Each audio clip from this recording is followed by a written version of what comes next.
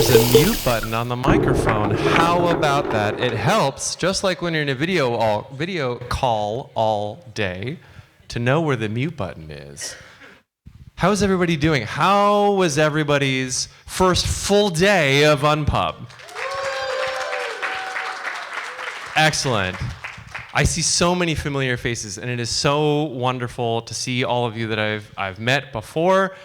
But it is almost more wonderful for all the faces that I don't recognize. Welcome to Unpub. For how many of you is this your first Unpub? And that's first Unpub at all, and you came to festival? All right, yes. Give yourselves a round of applause, please. Welcome to Unpub. Welcome to Feedback Frenzy. This is an event that we absolutely love to host. I am the lesser half of your hosts this evening. My name is Scoon. I'm Jess. He's the taller half. Maybe physically higher, but definitely not, in any other capacity. So tonight we're going to have 8 designers giving a pitch in front of you, our lovely audience. And our panelists. Yay! That's called a segue. So I get to introduce said panelists.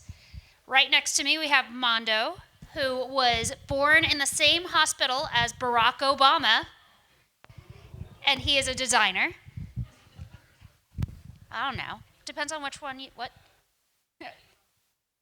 And he was on the floor? Are we all on the floor? Oh. And then we have Alyssa, who was pulled up to compete on The Price is Right. And she's a developer at The Op. And then we have Clarence down on the other end over next to Scoon, who won the Pick 3 lottery by picking 911 for his numbers. At 17, I think you said? And he is also a designer. All right. Without further ado, our first designer for the evening is Melissa Jelly with Garden Party. And Melissa has taken a 1-second video every day for, you said, 7 years? All right, y'all are going to have to ask her if you want to know what the point is to that or like what the end game is there. But once again, Melissa Jelly with Garden Party.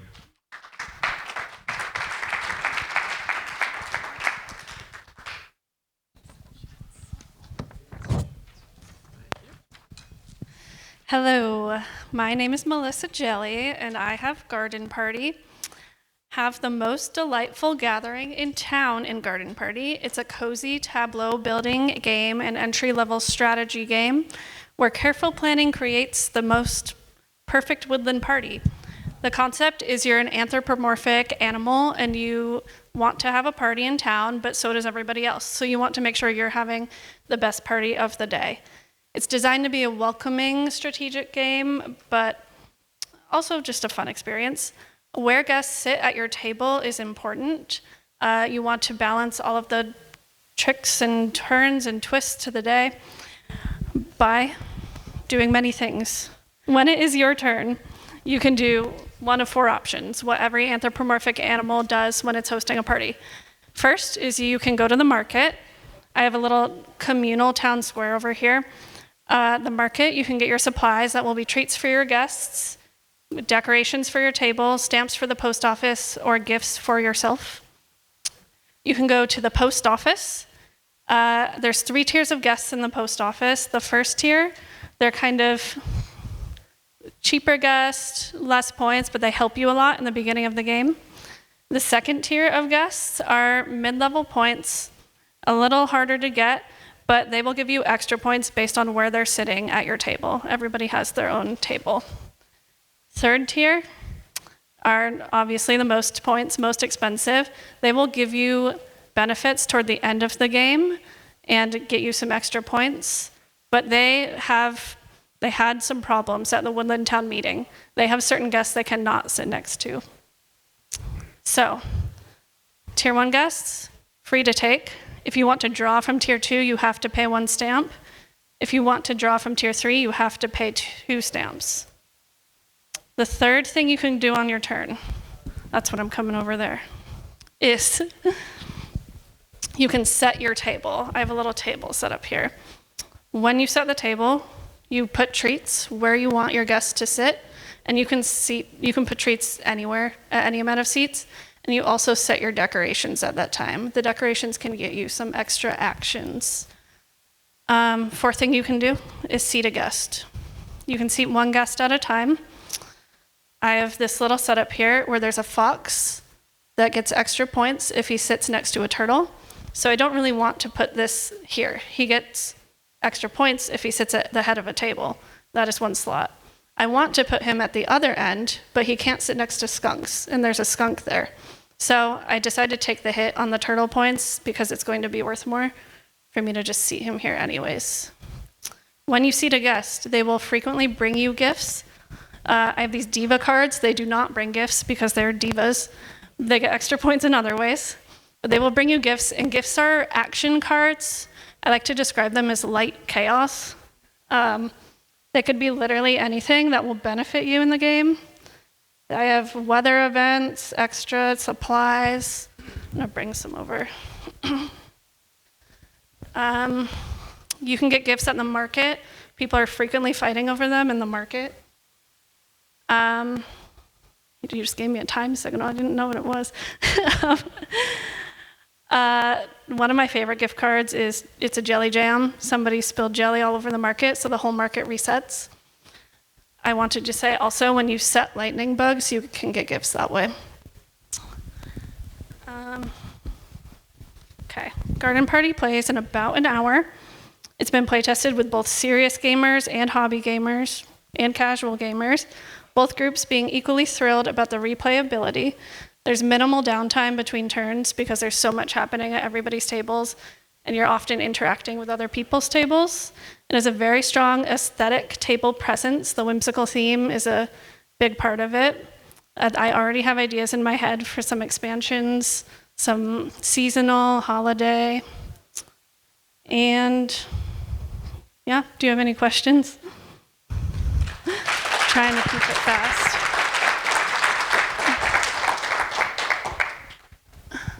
One clarifying question is, I heard you mention the tokens that are going onto the table. Yes. But not how you get those.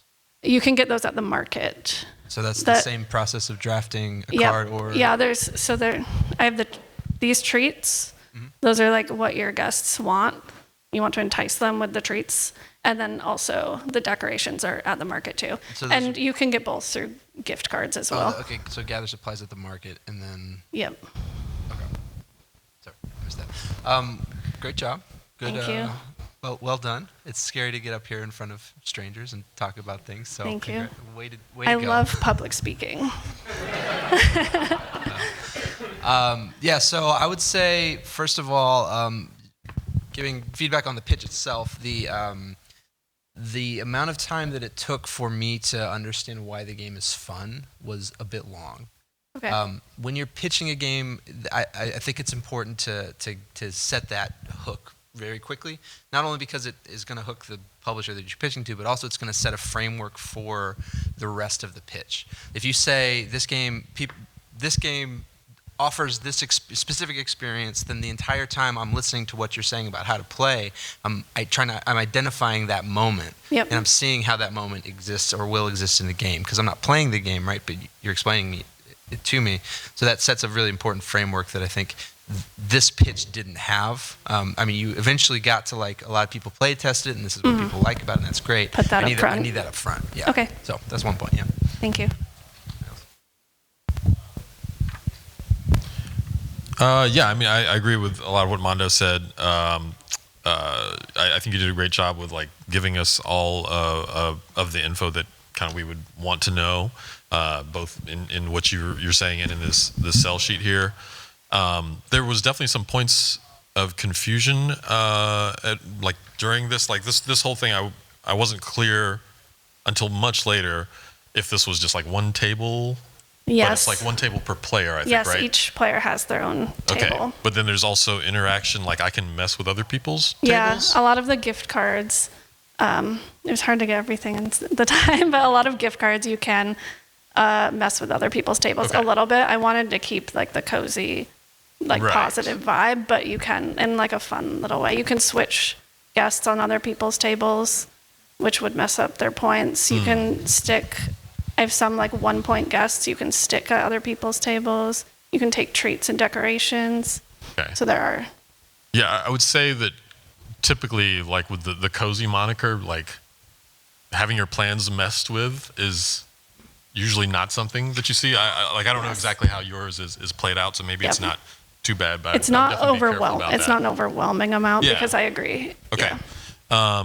And then otherwise, like on your sell sheet here, like I said, I think it's got all the information. I think there's maybe a bit too much text on this, right? Like I would want more kind of like bullet points and less like paragraphs, right? Okay. To be able to kind of get that information a little bit quicker. Cool. But good job. Thank you. Very good job. I would agree with both of them to simplify it to some bullet points, because when you handed this out and you were talking, and there is a lot of information on here. Yes. So a little confusing, going a bit all over the place, but it is a lot of info to get in a short period of time. So I do think simplifying with some bullet points would help. But I do love the character. They're super cute.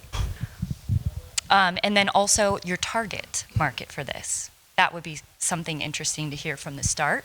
Okay. Yeah.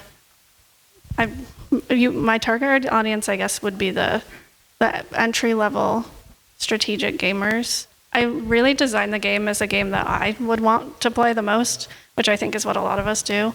So the entry level strategic, I've played it with even just casual gamers who haven't gotten into that genre yet, and they all also were big fans. Just a few things on the sell sheet. Yeah. I think one important, like the visual representation, and this is reiterating what has been said, but I think a helpful approach to that might be converting this into a 1, 2, 3 step format, which is very common. If you look at the back of any published board game, you'll most likely see that, where you have step 1 is, bring guests to your party. Step 2 is arrange them whatever so that they maximize the points. Step 3, mess with your neighbors, whatever it is. And then illustrating each of those points on the sell sheet so that the images are driving the entire kind of experience of the information. And that way you can, again, like cut down on the paragraphs and lay that information out in a way that's very palatable and comprehensible for the person that's looking at it without them having to do a lot of this reading. One other thing I wanted to say is 441 supply tokens. So I think I think that's a typo. I think I typoed that. Okay, Because if you have a game that has 441 tokens, that's too many. I will circle that. All right, that's good. I will. Yeah. So how many is it though? Just curious. How many is it? 40? So I cut down the game like a week before I came here, so I don't have the exact number, but it is maybe 150. Okay. So Is that? I'm looking. So we got 250 cards and 150 tokens. Yeah, I do know it's a lot, and I do have. Yeah. Especially the gift cards. That's a big stack, so I do have plans to cut that down. So I have gotten that and feedback. Just to kind of drive that point home, I think it's helpful for designers to think of games as that final product from the perspective of the publisher and the cost of the game itself. Because if the game experience isn't a $60 game, and I don't know that this is, but I mean I don't know that the SRP for a game like this would be that high, but it's something that you definitely want to think about. And when you're pitching a game, is very much on the forefront of a publisher's mind is how much is this game going to cost, and is that cost justifiable by like the kind of depth and complexity of the gameplay. Yep. And just looking at your components, there seems to be a mismatch there between those two kind of elements. So something to think about. Yeah. Okay. Anybody else? How are we on time? Oh my gosh. I mean, I didn't talk about my shy guests, and I really like them. They are guests that are mixed into each tier, so you don't know where they're going to come up, and they come to the party, but they don't stay because they're shy. So I have one that's Mortimer Mole, and he can't see, so he stops by everybody else's table and snacks on the way. Then he brings you all of the snacks and you end up with a couple extra treats. So, little extra bonus. There are 9 different characters. There's 8 seats at the table, and I wanted to make sure there was enough to have one of each, because I have a diversity bonus is one of the bonus cards. So I have 9. Okay, and one last thing I was going to say, once you were describing like the animals and the seatings and their restrictions, I was like, oh, that sounds like an interesting puzzle, but it like took me kind of a long time to realize, oh, this is kind of like a puzzly Yes. game. I didn't get that impression early on. So make that forefront Yeah. puzzle. Okay, thank you.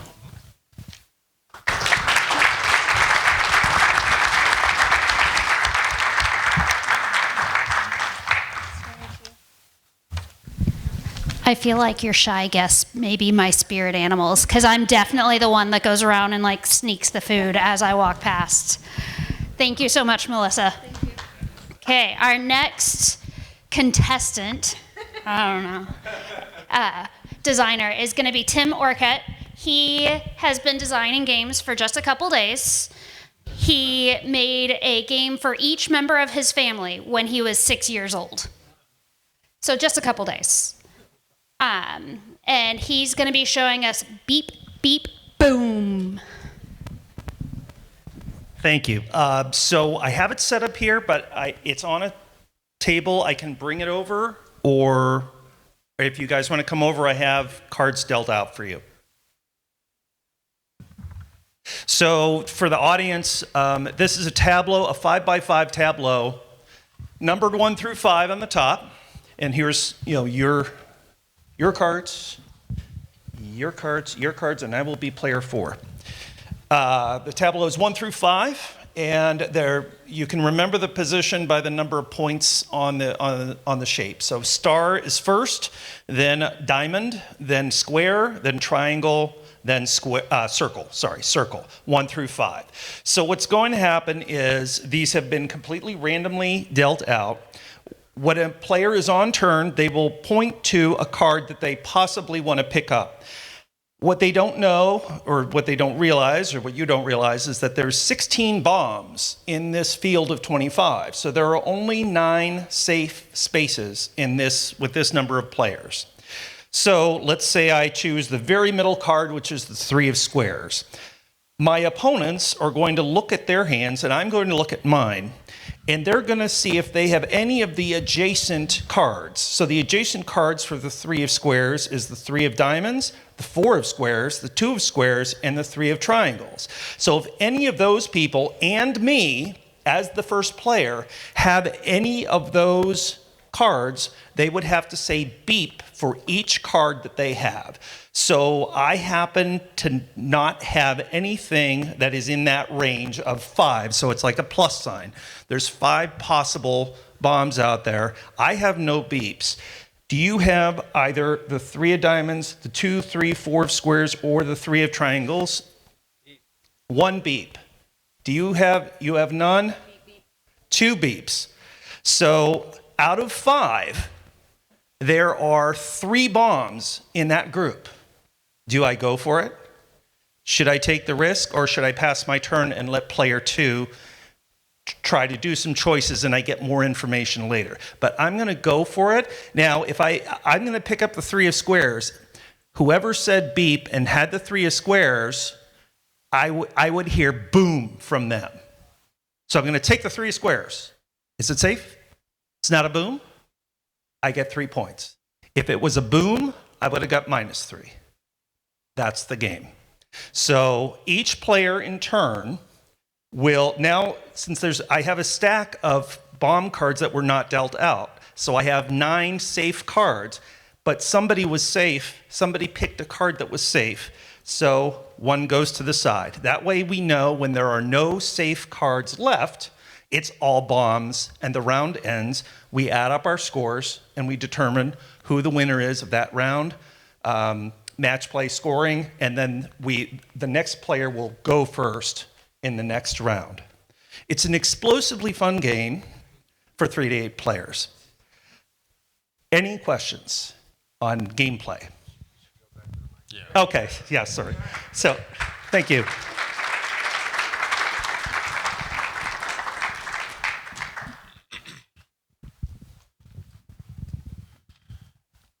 Okay, so I guess I'm looking at your sell sheet here, and one thing that jumps out at me pretty quick is the playtime. You've got listed as 15 to 90 minutes. Right, so this plays up to 8 players. So it's going to depend on how many players you have. If you have 8 players, you're going to have 8 rounds, but each player is only going to get 2 cards.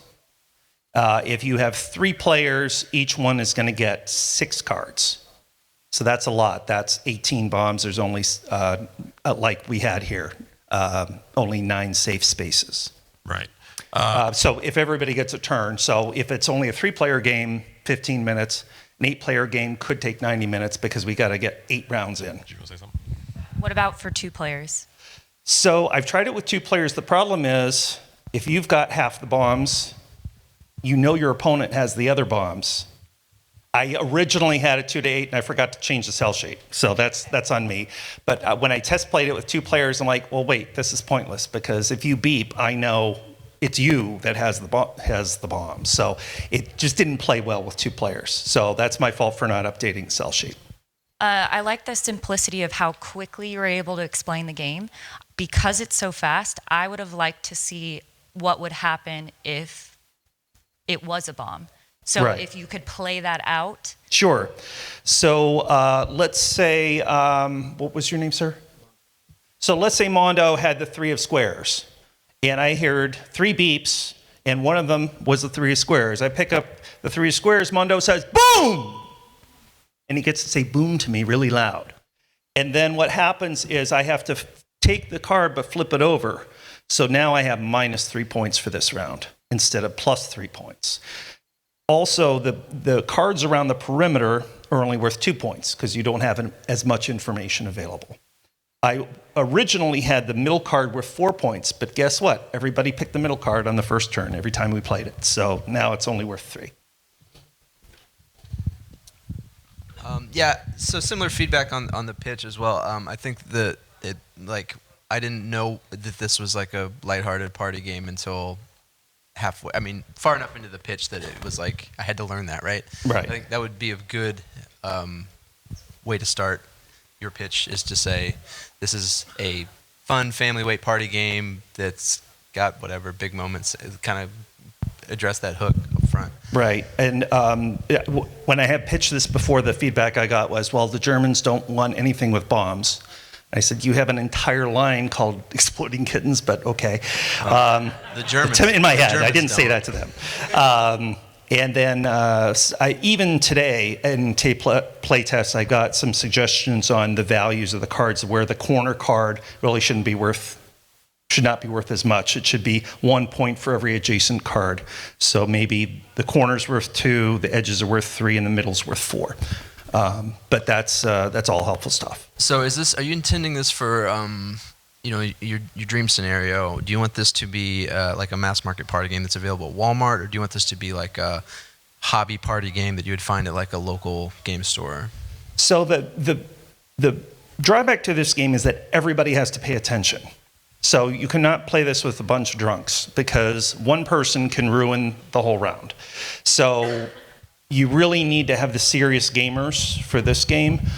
So when I think party game and Flip 7 or something like that, it's okay if you've had a couple drinks. You know, you're not going to ruin the game for somebody else. You might ruin it for yourself, but you're not going to ruin it for anybody else. Whereas this game, you do have to focus. So I'm targeting a more serious gamer that just wants a filler game. You know, it's 9:30 and the wife wants you guys out at 10. So here's a perfect game you can play in 30 minutes. And if you are short on time, just skip a couple players if you have a lot of players. You know, player 1, player 5. So there's a more even distribution of who goes first. Sure, yeah. So thinking of this as a product, I think that your high-end player count is probably too high if it's going to make the game last 90 minutes. Okay. I think if the best version of this game is 3 to 6 players, especially when that's your focus, when your goal is to not make a big mass market party game. Right. A 6-player a high-end player count is totally fine for that audience, for that like hobby play or a hobby party audience. Okay. So and I think seeing 90 minutes on a sell sheet for a game like this is an immediate turnoff for any publisher. Okay. And then when you explained it, it sounded like, wow, I don't want to play this game at 8 players, because it sounds like a way worse version of the game than what we just played. So that's something to think about. I also, just one bit of feedback that was, I think and this is for all designers in here, you had the opportunity to play it during the pitch. You handed us a deck of cards, you had it set up. That's great. That's fantastic. That does a lot of the lifting for the actual pitch, if the publisher can experience it. And then what Alyssa said was great too. Whatever that fun moment is in the game, like whatever the most fun moment is in the game, when you set the game up for a publisher, make sure that happens. Make sure that the publisher sees that when they play it for 2 minutes, to learn it during the pitch. Right. And the nice thing as far as publication is 25 of half the deck is 25 cards, the other half is 25 cards, and there's 4 cards with instructions, so 54 cards will fit in the pack. Question, if someone is not paying attention and they don't say beep, what happens? So I've written something into the rules that says we do the best to undo the harm that was done to that player because of that, but that player has a right to a restart of the round, because so that we don't, and then the player who caused the problem doesn't get any points for the round. Okay. So there's a consequence, but it's just hopefully it's because the rule exists, you would never have to use it. It's like, hey guys, you're gonna lose the round if you mess up. So be courteous of your fellow players. And then lastly, what determines game end? When all the safe cards have been found and there's only bombs left, and that's with you use the rest of the deck that you didn't deal out, we know all those cards are safe. One other question, quick mechanical question. Was so when you point at something and you get the beeps, do you have the option of not Yes. going? Yes. What happens then? So you just pass your turn and it goes on to the next person. Everybody just got some information, right? If I choose a card and there's 5 beeps, perfect information. Now everybody knows there's 5 bombs and where they are. Sure. Or if I touch something and there's no beeps, then everybody knows all 5 of those are safe. So player number 2, 3, 4, and 5 are all going to get a free card. Okay. So would you say that memory is an important part of Yes, because even in the test play I just did 2 hours ago, the guy said, ooh, I forgot where that was. And as the cards disappear from the grid, you don't have that spatial relationship to remember where they were. Gotcha. Okay.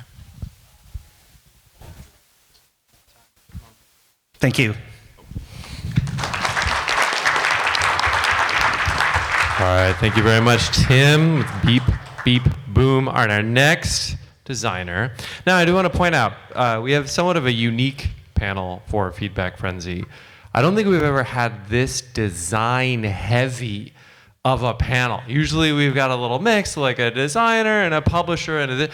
We have 3 amazing designers up front. So I love that the feedback is a little bit different. Every time we have this event, it's a little bit different. And this time I feel like we're getting a lot of just awesome design, inspiration, and advice with all this feedback. So one more round of applause for our amazing panel up front. Our next pitching designer was, all right, let me make sure I get this right. It was very precise. Is in the most watched segment of Sci-Fi's most watched original movie. Excellent. I present Corey Chu with Loading Screen. It is Sharknado 2. If I can invite you to come on up, I would like you to see the game and play the game. So, my name is Corey Chu, and I'm here to present Loading Screen. It is a chaotic cooperative drawing game in which you work together to guess a word based off of an increasingly detailed picture.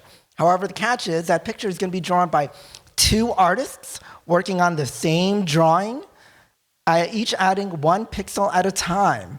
So, Clarence and Alyssa, you're going to be our artists. You're going to be randomly assigned one of these words. You'll be assigned the same word. You'll be drawing it together, okay? So the way it's going to work, you saw the letter? Yeah. Okay. Corresponding to the word? Oh. Yes, corresponding to the word. And now you're each going to add 1 pixel at a time. So we're going to go Alyssa, Clarence, okay? That's it. You're going to see the board with 4 pixels, and then Mondo and I, we're going to work together and try to guess what you drew. If we guess it correctly, we score. If not, then you're going to each add 1 more pixel. Okay, so 4 pixels each. 8 pixels. 2 each, 4 total. There's different rounds. Oh, Yep. We'll try this. Yep.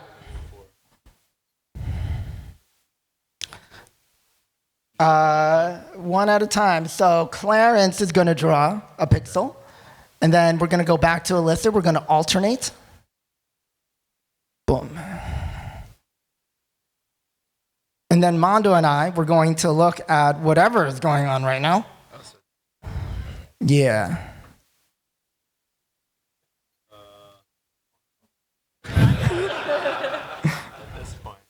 So Mondo and I are going to look at this drawing.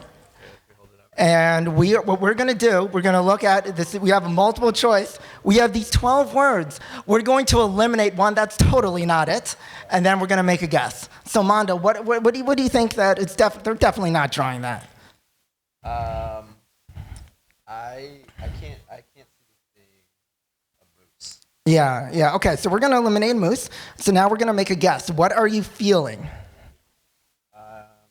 Feeling shark. Okay, so what we're going to do, we're going to officially guess shark, and the artists are going to tell us if we're correct or not. So we're going to flip it over, and now you're going to each add 1 more pixel.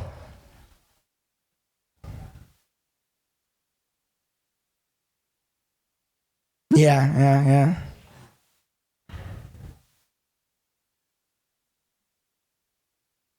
Okay. What do you think? Maybe. Could also be a UFO.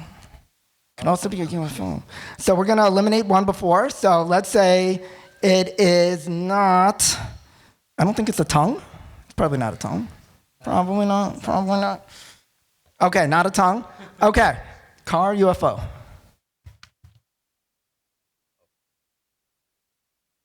Okay. I'm going to guess UFO. Okay. So you scored a number of points according to how many guesses you made. So in this case, you got 2 guesses. We got it in 2 guesses. We're going to score 3 points. And so you play 4 rounds. You try to get 9 points. This was 1 round, and then we would switch off to a new pair of artists for the next round. And so you have a new set of artists.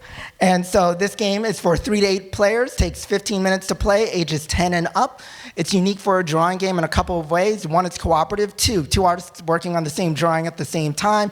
And 3, the emerging details. Also, because we have the pixel art theme, it's something that has multi-generational appeal, whether you relate to Atari, Game Boy, Minecraft, somewhere in between. There's something where there's a little bit of a personal nostalgic connection for it.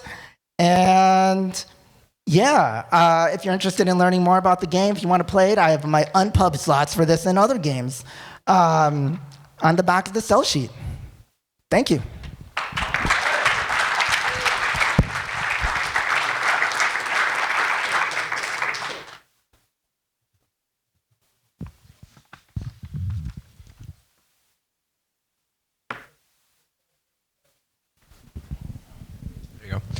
Overall, good pitch, great pitch. I think you got the important information out there quickly, to the point. I understood the hook of this, which is pixel art drawing, which is something new for me. That might already be out there in some games that I haven't played, but I think that is a really good angle. That, again, someone working for a publisher, you can dial into that quickly. This is a product that I can see how we're going to market it. I can see why people are going to pick this up off the shelf and be interested in it. And that's really good for a game. I think for the gameplay itself, I think it's just going to be a little too hard and complicated for a mass market audience, which I asked earlier if that was the intention of like, mass market versus hobby strategy. And I think that drawing games are really, really hard in the mass market space because they don't sell well and they haven't sold well for a long time, which means that I think that should drive a lot of decisions with this one.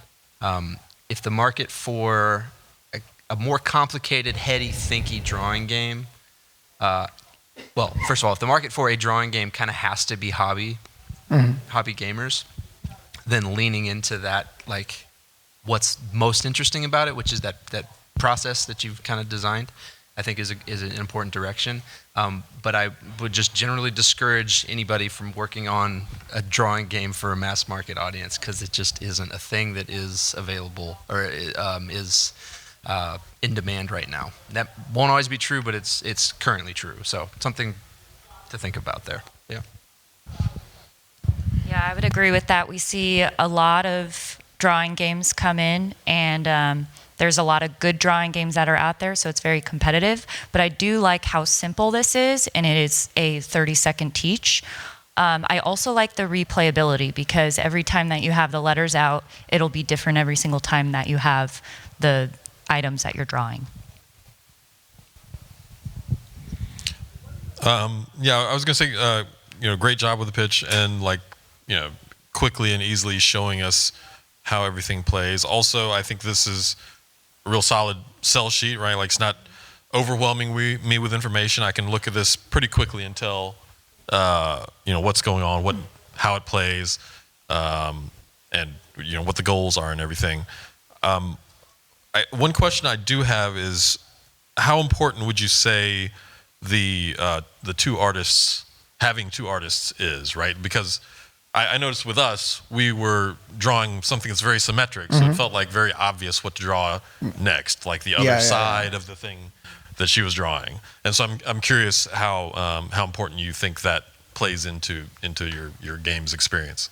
Yeah, I would say, for one thing, it depends on the words. Usually things that are more biological tend to be less symmetric than things that are more, I guess, mechanical. For this game in particular, I like the two-headed artist mechanic because it adds a little unpredictability, chaos, and a lack of control. But also, it balances out. If you're a good artist because you have a defined creative vision, cool story, bro, because you're working with someone else. And so there's going to be that unpredictability. I think if you have more of a mind meld or have something more symmetrical, then yeah, you could just mimic the others. But I think having the additional artists adds for a little bit of spice. So if this plays up to 8 players, how does that work if there's only 2 dry erase markers? So do you split it 4 and 4? Well, the number of artists would be static, but the number of guessers would just flex between having 1 through 6. All the scores cooperative. Yeah, because it's cooperative. Yeah. I want to touch on something you just said. I think that like the headspace that you're in with this approach to a drawing game is good because you just mentioned like if you're a good artist, essentially that doesn't matter. That's a really important approach to especially a drawing game because that's the biggest problem with drawing games is that the person who is best at drawing is going to win. So designing away from that, like very well-known and established problem with this genre of game is a really good headspace. I think it's a good example for anybody here as a designer to think in those terms, right? Like if I'm trying to design a game that has, in a genre that has like known problems and issues and limitations, how do I get around those? How do I design a game that's fun and pulls back away from what those issues are? So, well done. I have 2 questions for the pitching process. In terms of selling the game, part of the game, in terms of the minimum player count, we need 2 artists. But I'm wondering if there could be at least 1 guesser. Like, could this game play? Should I pitch it as something that could be at 3 players at minimum? When ideally I would like to have 4 players, so at least there's some conversation between the 2. I'll say so. Again, I think you got to think about barriers and as a product, and if the minimum player count is 4, that's a lot harder for people to commit to. So I think a lower minimum player count is always better. Like as long as you can make it and still make it fun. So I would generally discourage a 4-player minimum just ever, because again, that's going to take away a big chunk of the market. But the way you're describing the gameplay, it sounds like 3 would be fine. It would Okay. It would be essentially the same game, right? Just with, I mean, I don't see that being an issue. But. The other thing that I was wondering is I was very fortunate and blessed to have 4 people here to play the game. But if I were to pitch this in a pitch meeting, chances are there would just be me and one other person. Bring a friend. So, okay. That was going to be my question. Thank you. Bring 2 friends. That's very normal and expected, not a problem at all. Oh, really? Okay. Cool. Okay. Thank you. Thank you very much.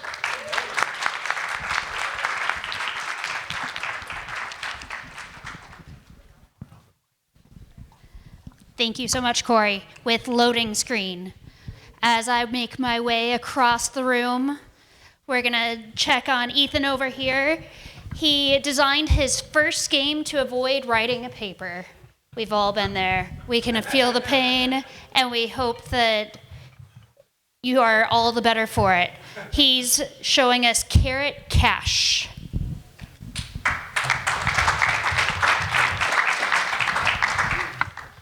Hello, everyone. I'm Ethan Stevenson. I'm a game designer based out of Roanoke, Virginia. And thank you all for coming, taking your time, and I appreciate the feedback and your investment to volunteer here. So Carrot Cash is a family weight game for 2 to 6 players that takes about 30 to 60 minutes to play. And it is an auction game that I like to think of a when to win and how to lose game, because you get rewarded whether you win or lose the auction. So it is a goal of, do I try to befriend some animals that are worth the most amount of points, or do I maybe give a lower gift to that animal to try to get some bonus vegetables? So how the game works is you are all rabbits who are tragically allergic to carrots.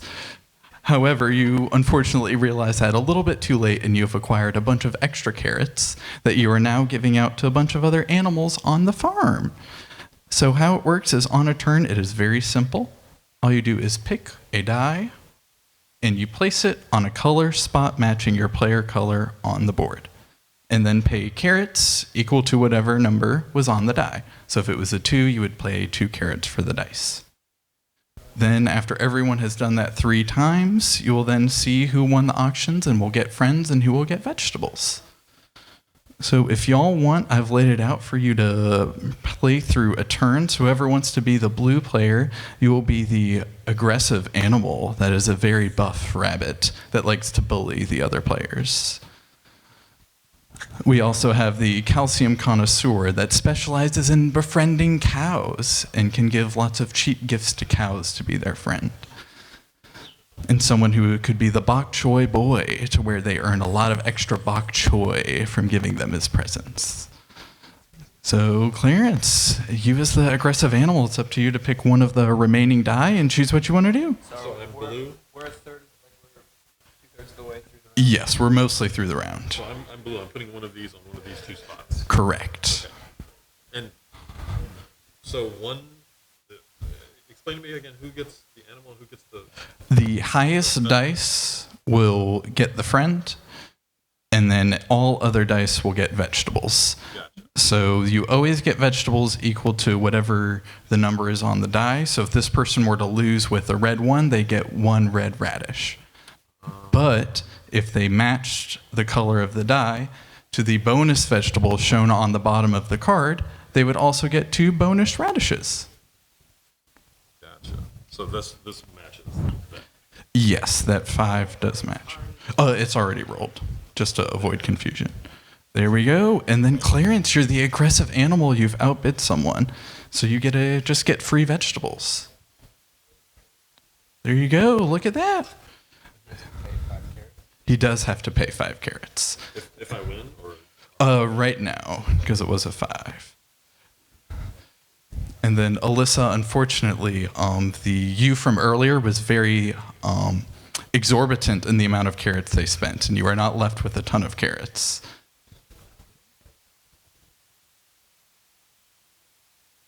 It's got to Ooh, there we go. Look at Alyssa giving to a cow. But Alyssa gave to a cow. She gets to give to cows for cheaper. Look at that. Good job, Alyssa. And then lastly, Mondo. What is Mondo going to do? Here we go. Mondo used a green die. That means he doesn't have to pay anything. So that is just a quick run through of the round. It plays 5 rounds, scales by player count. So that's how the turn time. It's a little bit longer with more players, but overall it's a fun game that scales well based on player count and offers a good introductory way of new ways to use dice and a simplified, family-friendly auction game. So thank you all so much.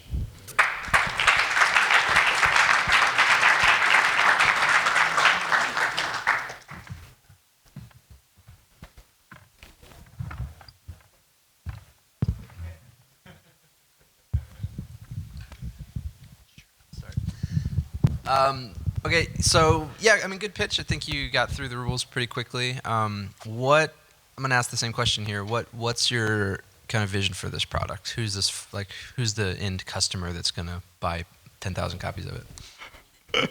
So I see it as kind of like a little bit more of a niche gateway game, somewhere along like Furnace, Fantactus Factories, to where it's still introductory enough to someone new to games can pick it up pretty easily. Yeah. But I don't know if it'll have the mass market appeal that like a Ticket to Ride or something like that would have. Cool. And then how does scoring work? It's the vegetable resources that you've collected?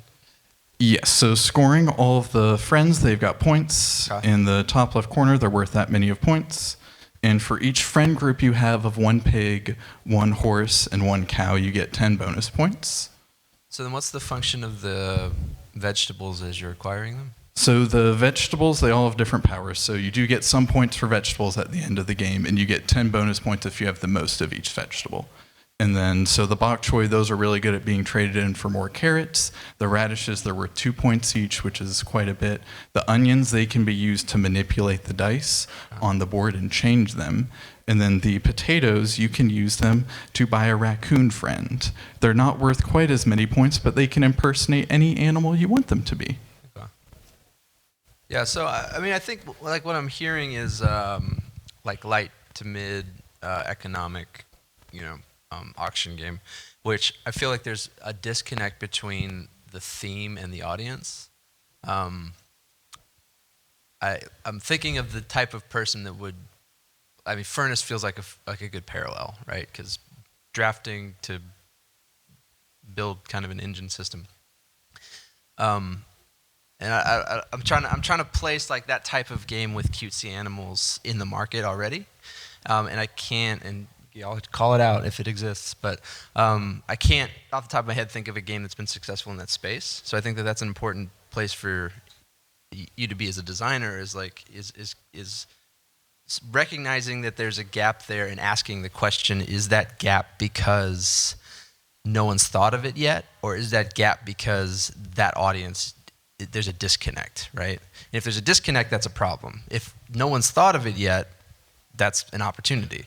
So consider that, because that's kind of my initial reaction to this as a product, is like, who is it for? And if it's for the people that you say that it's for, I feel like it's going to miss them in that sense. You know what I mean?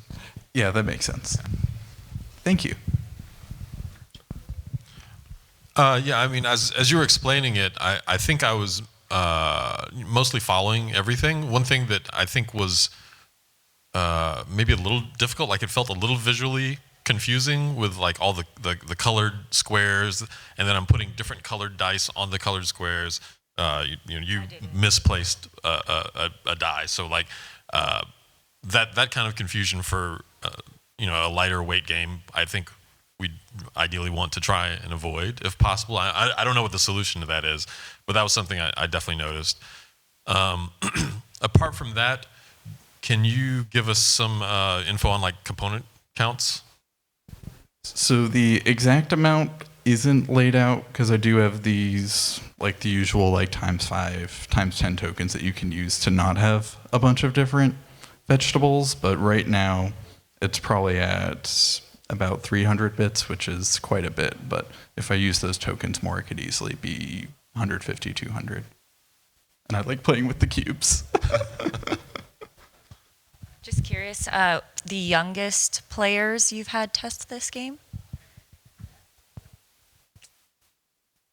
I'd say 11, and they were able to pick up on it pretty quick.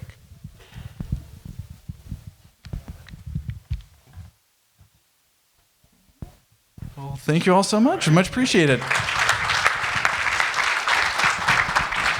All right, thank you very much, Ethan.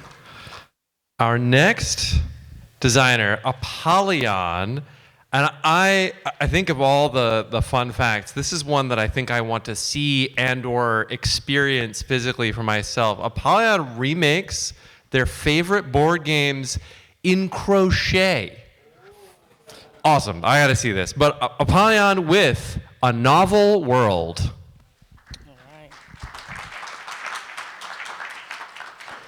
Hey, thanks. I didn't even say anything yet. All right. So this is a very simple concept that gets a little complex as I go to explain it just because I'm bad at explaining things. So I'm just going to say two things, and that's basically the game. Okay? Choose your own adventure, Mad Lib. And that's the game. So you start with the first chapter, which is of a book that you come across in a library, a mystical library you've never seen before in your town, despite the fact that you're obsessed with everything literature. You love books, you love comics, you love textbooks, you love storytelling, board games, perhaps, I don't know. And you come across this book and are magically sucked inside, and you have to literally write your way out. So you'll come across the first chapter and read through that. You'll see that the chapter ends with two options, left or right, east or west, whatever the options may be. And then you'll flip to the next chapter, which is a little less ready, thank goodness. It'll tell you, the two options will tell you what will be on the next page. When you flip to that page, you'll have a bunch of word slots, and they will say the different types of words, much like a Mad Lib: noun, adverb, adjective, verb, and role, which is a special case in this game, right? Represents the roles that you're playing as well as the characters that you can come across in the game. In addition, you can come across items in this game. One here says something like, the blank roll comes across a piece of something on the wall and rips it off. So that item would turn into an actual physical item that you can pick up, and then you'll have that on your roll card so that you can use it later. The entire team will go through this book, taking turns going in a circle. Everyone will have one of each type of card, so noun, adverb, role, right? And they'll place anywhere that they want to in the actual booklet. Each of these spaces has symbols on them, and you're trying to match the symbols on your word cards to the symbols that are in the booklet, right? And when you do, you get reality pieces of your reality that'll help you to return to your world by the end of the book. You can also use them to grow and shape your deck, maintain your health points, and activate your special ability, which is associated with your role. There are other types of chapters that you can come across. Hey, look, a boss. Let me skip that. That's a little later. And there's like mini games. I wish I had an example, but no, I didn't check this booklet. So there's mini games you can come across that'll break up the gameplay, make it a little less monotonous. Instead of using the front of your word cards, you're using the back of your word cards, so you don't really have to have the perfect word or the perfect match in order to make a stellar play in the game. In addition, there are bosses, like I showed before. They play totally differently. They have a list of likes and dislikes, pretty hard to see from here. And then they have some health points. You're gonna work your way through their dislikes and try to avoid their likes. So if it says, I like verbs that start with S, don't play any verbs that start with S. Bad idea. Gonna hurt you. If you have a dislike that is verbs that start with T, for example, play a verb that starts with T, takes damage from the boss. And at the end of the book, it all culminates in you fighting a major boss. You might see mini bosses as you go, might see mini games as you go, but it always ends with that final boss. If you make it to the end conditions for the game are making it to the end and having a certain amount of reality once you've gotten there in order to escape. Or you might face a good or bad ending, which comes up throughout the book, like a regular choose your own adventure book. You also can escape early if you have enough reality stored up. If you're a hoarder like that, you can escape the book early, leaving your friends to have to fend the rest of the book by themselves. In addition, you can, die, and not great, don't do that. don't avoid, or do avoid. Yeah. And that's pretty much the game. The items I'd explain a little further. They can be activated, and then you use like a chart to find what the activation does. It's a 2 to 5 player game, pretty much any age group. Can we see the book over here? Oh, yeah, absolutely. While Let me you're also bring you your cell sheets. Yeah, awesome. So I wrote the book with my husband, who's my design partner, and it has 46 different pages. So you start out with one choice, branches into two choices branch into 4 to 8, 8 to 16, all the way up to 32.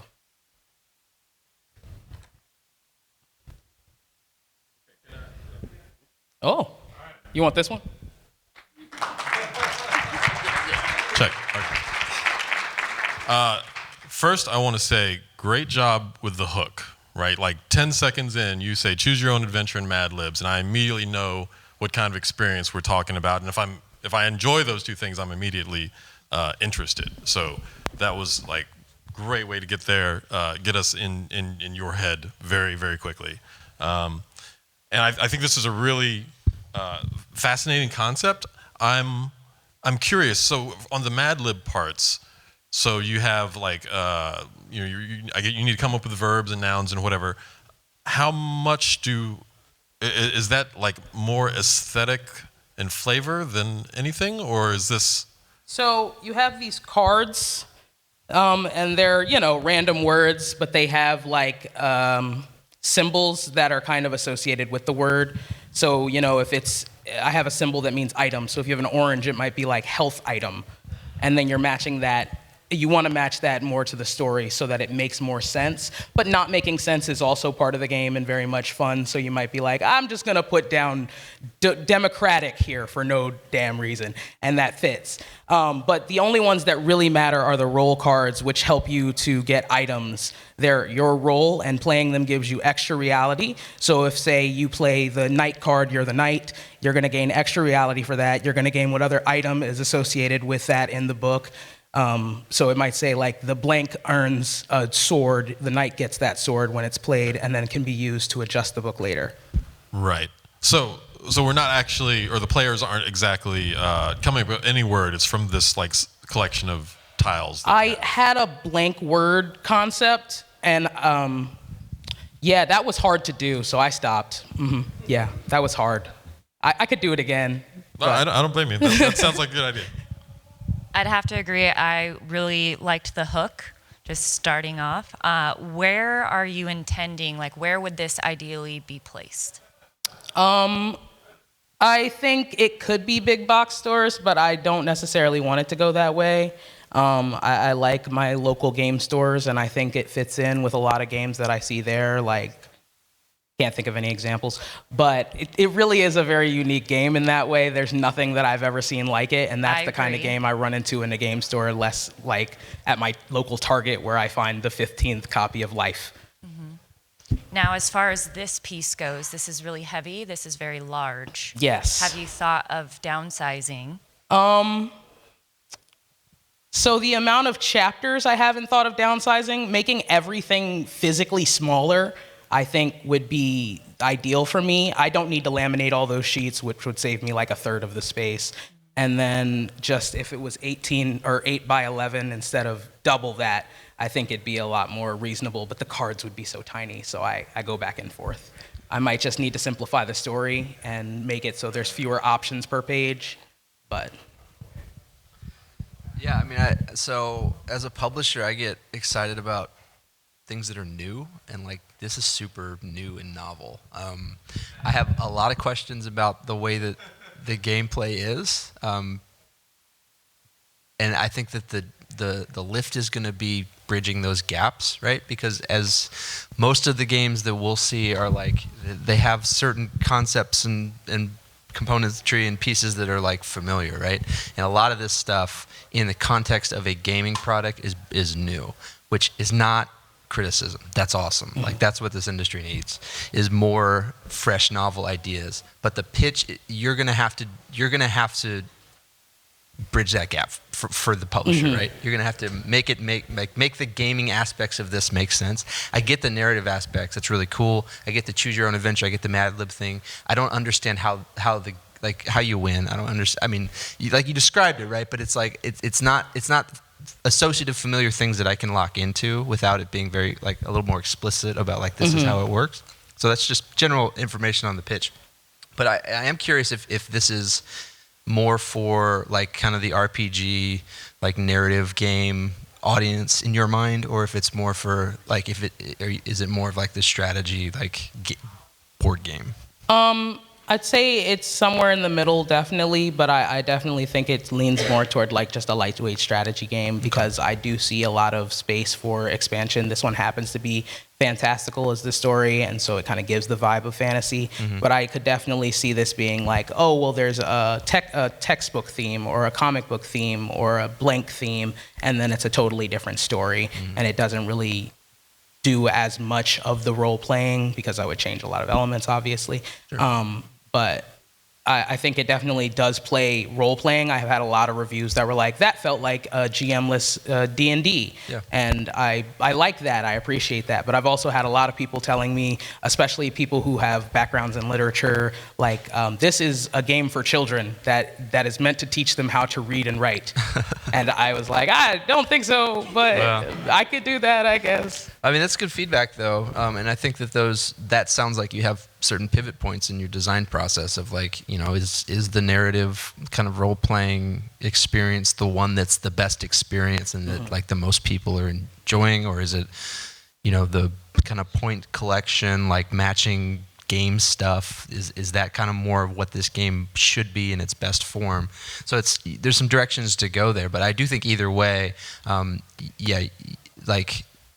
figuring out how to again bridge those gaps for the people that you're explaining it to, right? To be able to zero in on what this game is and and who's going to buy it, I think would be really helpful. But I mean, I love the concept, I love the novelty, I love the creativity of this. Well done. I was gonna. Not yet. Wait. I was gonna say one more quick thing about this book here. When I saw it, I was definitely under the assumption that this was larger, kind of for our benefit. So I was kind of a little shocked with you saying that kind of this is the real physical size of it. And from this cell sheet, right? I would definitely have no idea that this is what I expect from that. Yeah, so, it's changed a bit. If there's even though again I love this concept, this seems scary as a production. Right. Okay. So anything that you can do to shrink that down, or I don't, maybe there's some other interesting solution where you can make this smaller and not have to make the cards tiny. I don't know what that is, but anything you can do for that, I think would help this pitch a lot. But great job. Thank you. Thank you so much, Apollyon. Here's your beautiful book. Oh yeah, my book. I might need that. Maybe. There's a possibility. Okay. So next up we have Victor, who knows games really, really well. He used to play poker professionally, and he has Roll a Coaster to show us tonight.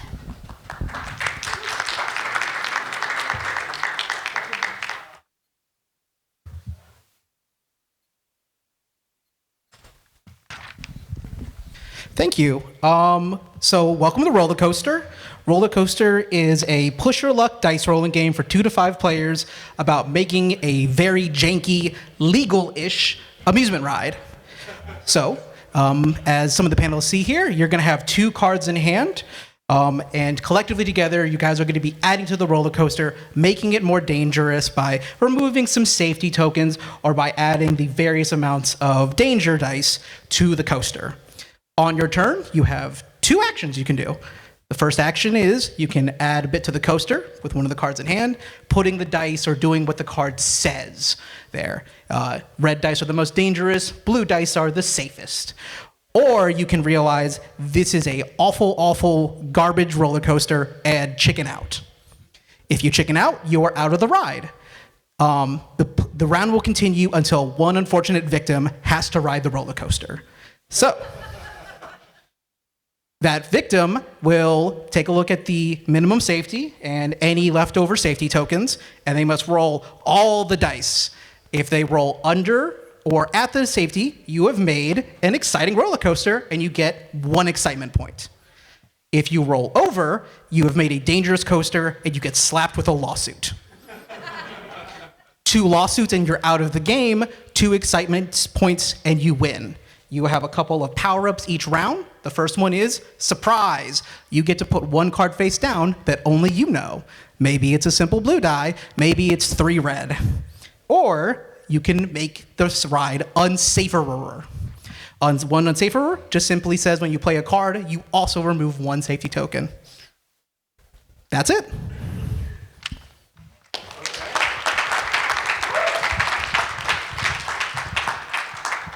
So just to clarify, the card I'm playing indicates how many dice I'm adding to the pool that will be rolled? Yes, that will be 2 red dice and 1 blue dice for the U-turn. And then at which point are the dice rolled? When 1 person is left and they have not chickened out. So it'll keep going. You keep adding. If you think it's too dangerous, you pass, and then you're no longer in the round. You don't win any points and you lose points. But whoever didn't pass, the last person to not pass, is forced to ride the coaster. Okay, so my choice on my turn is to play a card or pass. Yeah. Pass. Yeah, chicken out. Chicken out. And then it keeps going until 1 player's left. Yes. And then they roll all the dice. Correct. Okay. Just wanted to clarify that. And we have 2 cards only? You have 2 cards in hand. You will, once you play a card, you will draw back up. Okay. Can you explain again about the safety tokens, where those came from? Yes, so the safety token is essentially the bus number. Right now it starts off at 8, and then the tokens will add 1 safety token.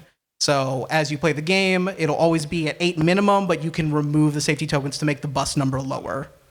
Oh, you remove, so it will never be higher than 8. No, that would be too safe. Okay.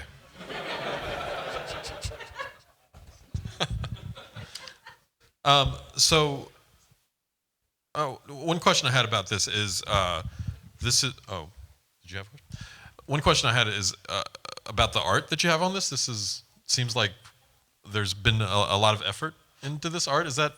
This was just a friend who did it. Okay. I told him to watch an episode of Ed, Edd and Eddy where they made a roller coaster and take inspiration from there. Gotcha. Okay. I think it was $25 in a case of beer. Gotcha.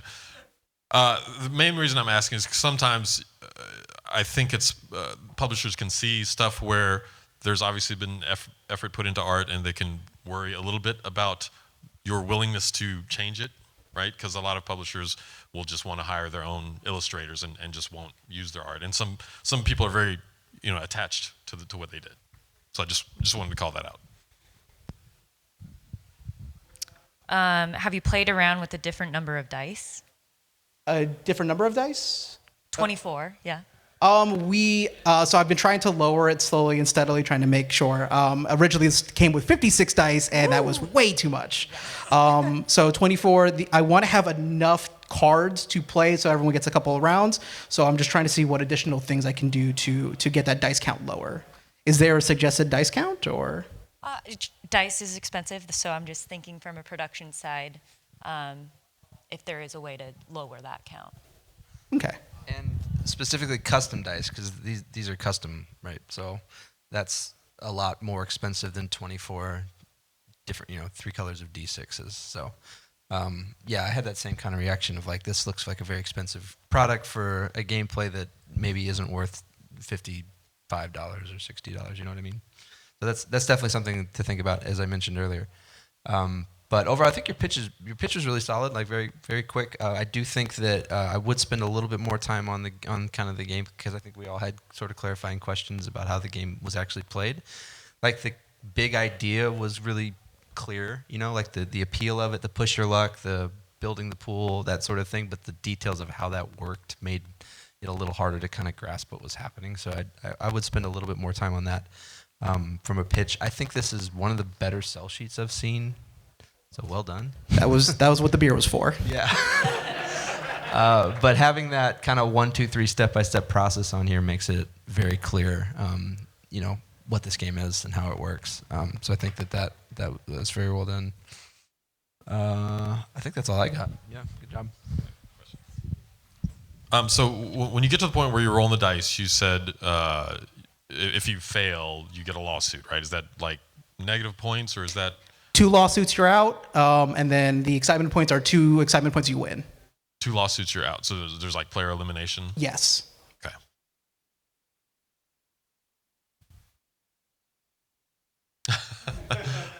Yeah, I mean, player elimination is a tough sell for a lot of publishers, for sure. I mean, it's a 15-minute game, so it's not the worst thing in the world, but that is definitely something that people could potentially balk at.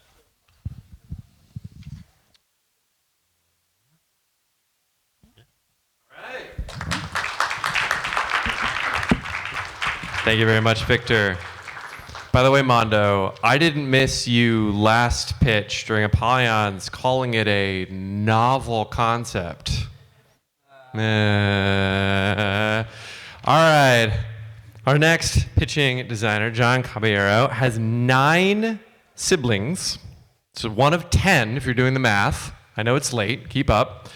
Imagine playing Uno in that house and just how cutthroat that's going to get around that table. John has What's Your Verse?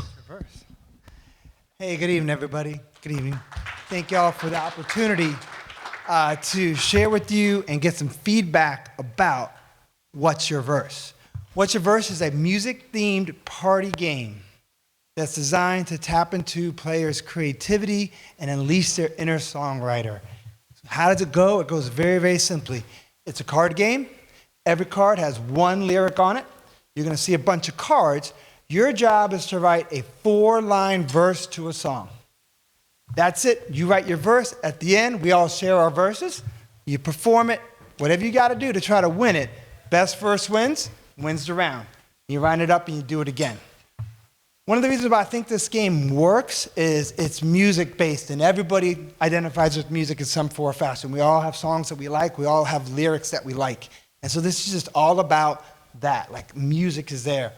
It's great because it allows for people to engage in a game that they may not be able to engage in lots of the other games people want to play. Lots of people are intimidated by a strategy game, a logical reasoning game, especially if they look around the room and see who they see. But at a party game, everyone can participate because while it relies on creativity to succeed, so much of that creativity is already there. The bones are there. You're not writing a song from scratch. The lines are already there.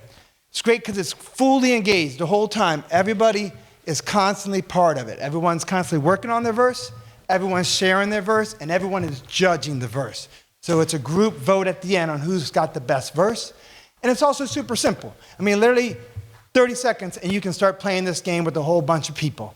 So I think those are a lot of what we do. How did I get here? I don't have my box. Oh, that's great. So either way, when I see the box for the game, because the box is back there, but when I see the box for the game, I see happiness, I see laughter, I see family, I see friends, I see good times. That's not where this started, right? It all came about because throughout my life, like I'll be doing something, I hear somebody say something, and I go, God, I can make a whole song from that one line. Like I write a whole song. And then one day, about 3-4 years ago, I woke up, and I don't know, it sat in my head, and I started working through it, and slowly started to think, oh, what if I had a whole bunch of 1 lines? Could I then make a verse out of it? And then you got to start play testing and working it through. And so game mechanic-wise, some of it is very much poker. You get cards, you discard, you get some more. Discard, you get some more. Some of it is, group decision-making on the best one, you're voting. And some of it is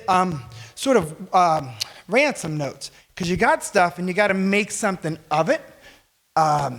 And the biggest part from the play testing to help me get to where I'm at today is identifying the right number of cards to see. So you're going to see 10 cards. I'm going to give you a few more details in a minute.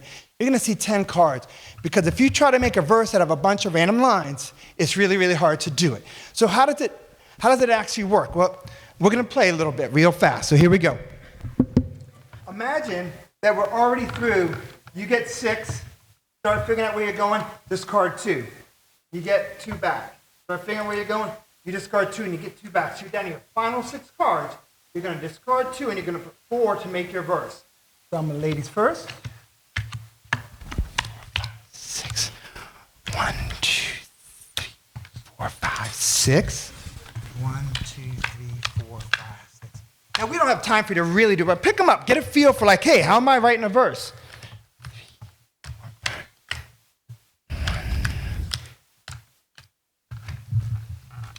All right. Yeah, so we're going to let them look at their cards for a little bit. I'm gonna play a couple hands myself. So I'm down at my final 6. I got to pick 4 of these.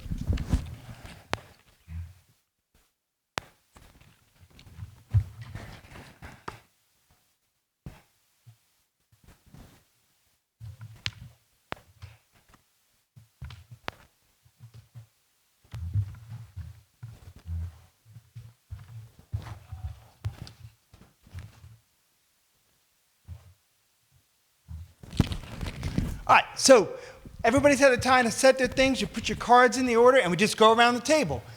You can start with the dealer. You can start with the person left. It doesn't really matter. And so what basically happens is, and the instructions kind of say is, everyone has to sing or at least dramatically read, right? Because you're trying to sell your verse. So no pressure here unless you guys want to jump in. But I'm going to give you an example of kind of how this works when you play. Some people do this. And just to give you an idea that anybody can participate and sing, you're going to see. In this world of possibilities, like an open road and a fast car, sometimes you win and sometimes you lose. Gonna make this moment mine. More often, you get this. Because it's a lot, and you don't want it to overly intimidate people. That's what's great about this. There's nothing intimidating. You get, on a lonely road to Santa Fe, in a world full of questions, I was just a restless soul searching with a 6-string in my hand and dreams in my head. And everyone does it. And if you got something you want to try, you're welcome to. But we would have a group vote. Best verse wins. All right, thank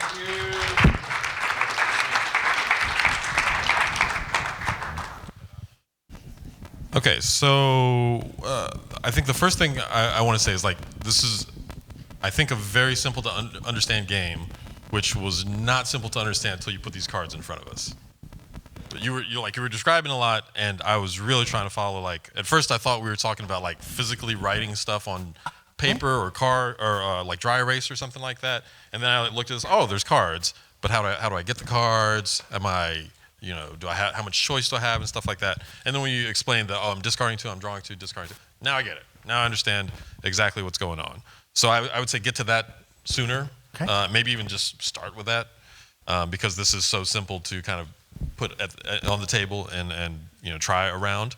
Then my other question is there any sort of criteria to this, or is it like to match any sort of category or anything? It's just general best, what everybody thinks is the best, right? So like the cards are going to speak, and you're going to get a beat song, you're going to get a love song, you're going to get a sad song, but if you were to try to introduce like a theme around it, because I got a lot of that feedback as I've done play testing, it's too difficult when you're just getting individual lines. If you're shooting for something, you'd have to see card after card after card.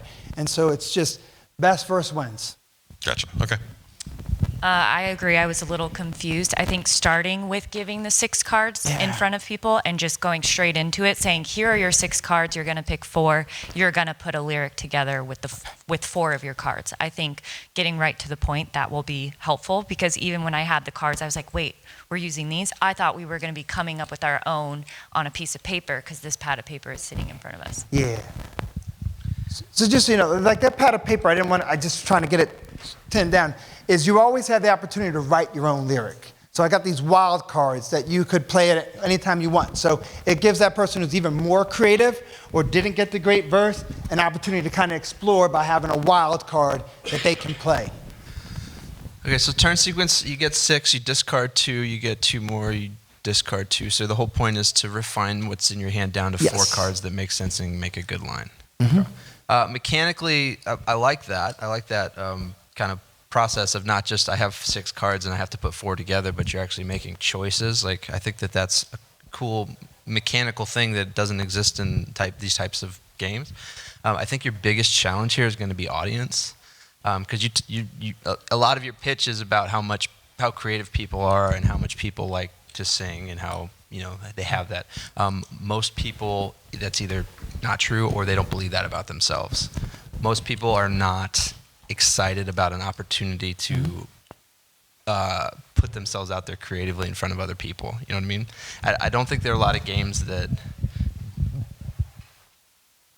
do that well. That ask people to be creative. And I think the guardrails here are interesting. It's good that I have some direction and I'm not just like coming up with something on my own. Like that again, that choice aspect of it. Yeah, that's the idea of like accessible creativity. Yeah. Like you don't have to be super creative because the cards are kind of guiding you. Is what I'm thinking is anybody can do that. So going back to the audience, because now the person that you're selling this to hears a songwriting game. I enjoy music. I make music as a hobby, and I like that idea. But now you're giving me pre-scripted things that does not feel creative, right? Like from a person who is, for the target audience of the person who is creative and is going to see, songwriting game, that's something that me and my musician friends will love. This seems very, very creatively restrictive, and you've done that to make it more accessible, but then you're going to have the problem where anybody that's not drawn to a songwriting game is not going to be drawn to this game, no matter how accessible the creative part, generative part of it is. Mm-hmm. So who this game is for is a very, very narrow market, and I don't know who this game is for, I think is what I'm trying to say, which is my big feedback here, is because, again, person that's creative that wants to write songs is going to be a little disappointed that they don't get to write a song. Person that is not interested in creative output in front of other people is not going to be drawn to this game in the first place. So I see a serious market limitation for this game, and that's my honest feedback. I know that's not fun to hear. Sure. That's my initial reaction to kind of what we just saw. So yeah. I would agree with that. Even though everybody is still having to perform in front of people, if you're still anxious of doing that, you're not going to feel comfortable doing it, regardless if it is out in your reading off in front of you. Sure. I've had none of that. No one's ever given me any negative feedback about having to perform, because that's the whole idea of sing or dramatically read. And I said most people just do the dramatically read, because most people aren't going to sing. I was just sharing it. But I've never had anyone in any of my playtests that never even balk at it. Because all you have to do is read the cards kind of slowly if you want. So, but maybe so. Yeah, I mean, I kind of piggybacking on what everybody said. There are definitely, some party. If you're intending to pitch this to party game publishers, that there are party game publishers that they don't want stuff that forces their players to be creative, because it shrinks that market so much. That's like an early filter in some of their processes. So some of it depends on what you want to do with this, right? And how broad of a reach you hope to have. Yeah. I do love your enthusiasm and the motivation behind it's great. Like we can definitely see that come out in your pitch. So that's great to see, because it's clear that you have a vision and passion for what you're doing here. So well done on that. One last thing before we're at it, because we're almost out of time. I think there's going back to the sell sheet. The text on here is just way too much. I figured that out earlier tonight when I heard you guys give feedback. I got it. But I think the gameplay structure is very, very accessible to that 1, 2, 3 step by step. Here's how it's played. That we could have understood this game in 10 seconds if the information was kind of laid out that way. So totally appreciate that. Yep, no problem. Awesome. Thank you, guys.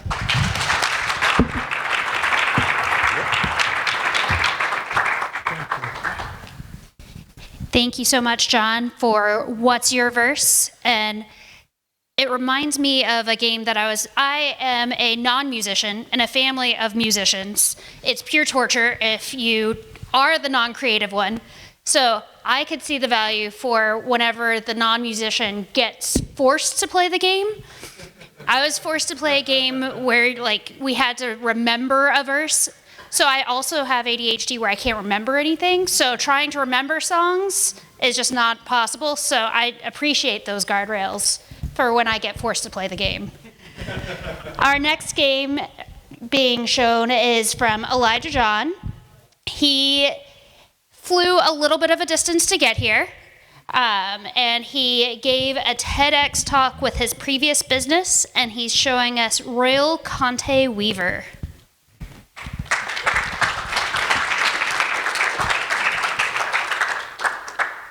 Akwaba, that means welcome in Tree, the native language from Ghana. My name is Elijah Jan, the designer of the Royal Kente Weaver. The Royal Kente Weaver is a 2 to 4 player game. It's an abstract game and a tile placement and tile laying game. The idea behind it is usually takes about 30 to 40 minutes to play, age 10 years and above, looking at the entry level casual game, entry and gateway gamer. What we've seen from players is that they're attracted to the colors, the theme, and how the theme correlates back to the mechanical gameplay, as well as the pattern building element of it. So, it's 1803 in Western Ghana, and King Kwame Sechi has been invited to an event. To go to the event, he's asked his master weavers in the village to weave a kente cloth for him, which is the royal material that we as Ghanaians wear. To do that, as a master weaver, you're gonna choose his favorite Adinkra symbols and build up a kente cloth for him to do that. You have a 5x5 grid to do that. Once the 5x5 grid is completed, the game ends. And through the way you organize your patterns, you will score points.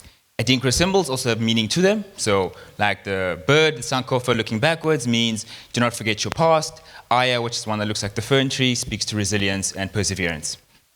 So basic gameplay, if you guys could just come to the side, is that on your turn, you can either buy from the primary market, buy from the secondary market, or play from your warehouse. So on your turn there, you will choose the buy from the primary market mechanic. So you're going to draw 3, discard 1 to the secondary market, and keep 2.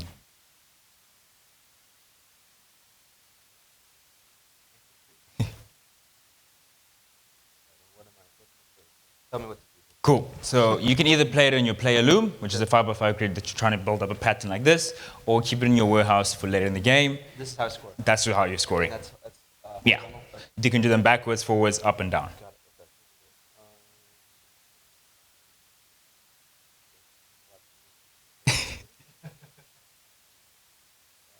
Cool. That's your turn. And for your turn, you're going to pick from the discard pile, the secondary market. So you can only pick one, and you can place it wherever you want.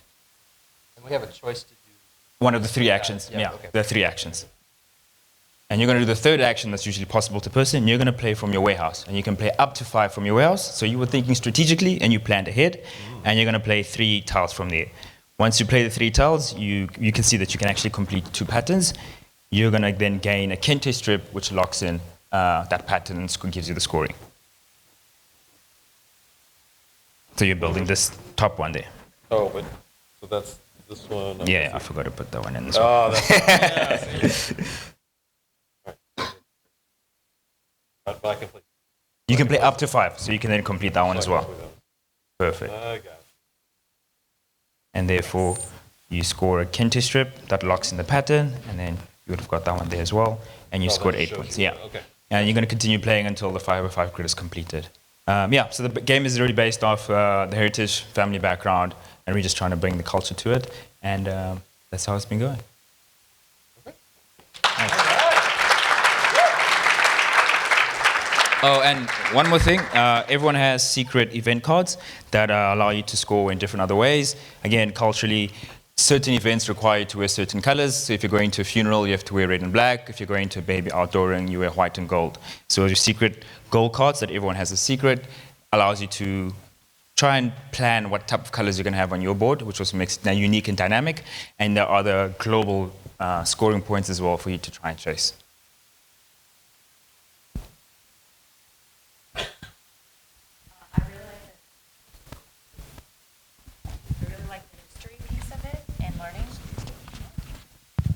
I also really like how you set up how they're showing the 3 different moves. So I think that was crucial, and you were able to get through it super quick. Puzzle games are in right now, and I think this is very simple, very quick to understand, and you can be up and running in a minute. Yes, I agree. That was very easy to understand once we were over there and playing through those turns. I was a little more confused when you handed me the cell sheet. You were talking about a 5x5 grid, and I was looking at these photos right here, and because of those little strips that are on top of it, I thought these were like a whole bunch of rows. So I was a little confused about that. I'm wondering if those strips could be.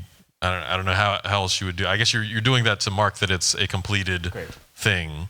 But I do think they confused your photos a bit here, because once while I was over there, it's like, oh yeah, I get this. I understand this. Yeah, I mean, great pitch. You've pitched before, yeah? Okay. Very clear. Like, I mean, just your confidence and your cadence and your pace was really, really good and easy to follow, and I think it was a great pitch overall, for sure. I wanted to ask about how much of so you were describing some of the cool, like, cultural thematic things that were going on. Is that something that you have to understand to be able to play well, or is it, okay, that's just kind of the flavor? Great. All right. Yeah, because I as you were describing that, I had that question, because I think can be a pitfall for simple abstract games that have themes on them, is if you try to over-theme it. But I do think that the general theming that you have, seemingly without a lot of required background knowledge, you know what I mean, is a better overall game product, because it's easier to get into and easier to learn, and it's not again a barrier to kind of the learn. So that's great. But yeah, no, well done. I mean, I don't think I really have many notes here. Anybody else? No? Wow, all right. So, Elijah, really quickly, Jess skipped out on the punchline. You said he traveled so far, not far to get here, but you flew here from South Africa, right? And if I remember, this is your third Unpub. And also, the other thing I want to point out, your first Unpub, you showed up with, I think it was a roll and move, right?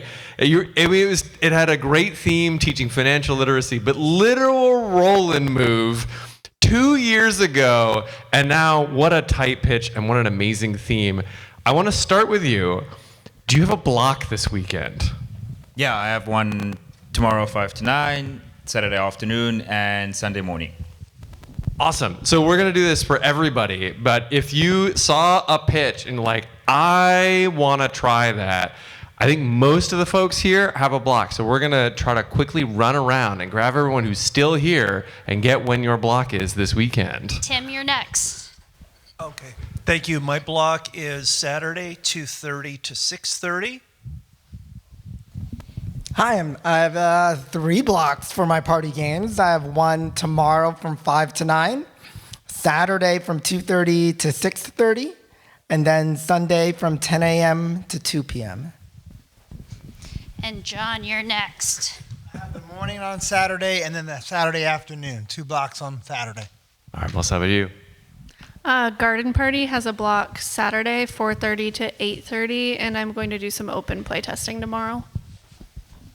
Oh, speaking of which, open play testing is always a great time to grab some of these folks. I missed you during your block because I had a block at the same time. Can I try that game, please? Well, Ethan, you get to tell us when your blocks are. I've got one Saturday, 3 to 5, and then 5:30 to 7:30 Saturday. How about you, Victor? Friday 5 to 7, and then Saturday 5:30 to 7:30. All right, did we get everybody? Did we miss anybody? I think Apollyon had to dip out. All right, great. Please, can we get one more round of applause for all of our pitching designers?